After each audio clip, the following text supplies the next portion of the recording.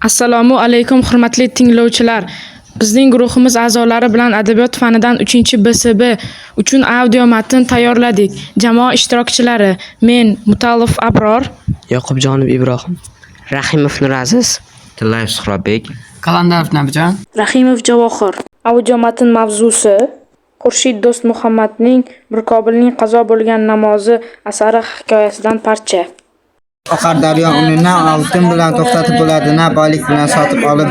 Mirkobil boy o'z davrining eng boy odamlaridan edi. Uning karvoni 7 iqlim kezar, xazinasi esa kundan kunga to'lib borardi.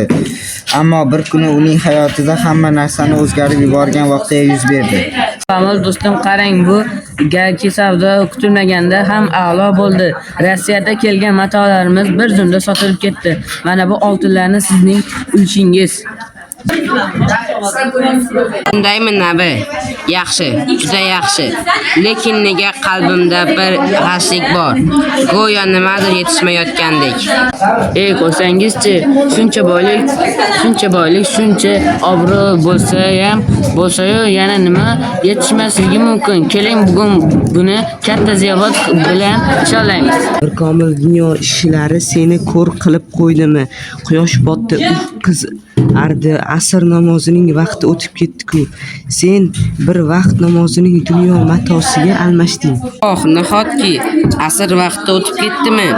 Nabi bilan savdo qilib eng muhim vazifamni unutibman. Bu qanday musibat? Bu oltinlar mening qazo bo'lgan namozimning o'rnini bosa oladimi?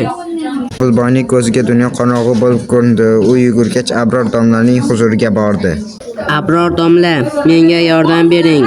Bugun men eng katta boyligimni yo'qotdim. Dunyo tashvishi bilan bo'lib namozimni qazo qildim. Endi nima bo'ladi? Qalbim yonmoqda.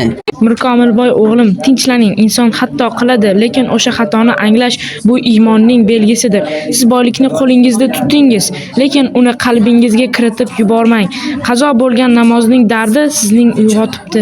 Demak, Alloh sizni unutmagan. Kechikkan bo'lsang-da navbat qil. Bu dars senga bir umr yetadi. Boring, namozingizning qazosini ado eting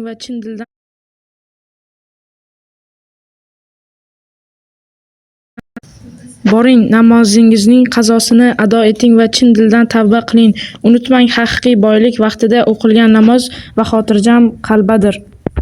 Qobilboy o'sha kuni tushundiki, dunyogacha barcha xazina Alloh bilan bo'lgan bir lahza muloqotga arzimaydi. Uning qazo bo'lgan namozi unga eng katta saboq bo'ldi.